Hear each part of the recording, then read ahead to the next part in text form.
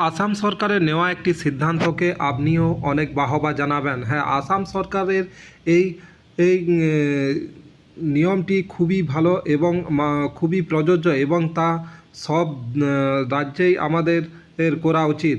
আসাম রাজ্যের সরকার করেছে যে এখানে কোনো সরকারি কর্মচারী যদি তার বাবা মা বা তার কোনো প্রতিবন্ধী ভাই বোন থাকলে তাদেরকে যদি না দেখে বা তাদেরকে দেখভাল না করে, তাহলে তার অ্যাকাউন্ট থেকে, স্যালারির অ্যাকাউন্ট থেকে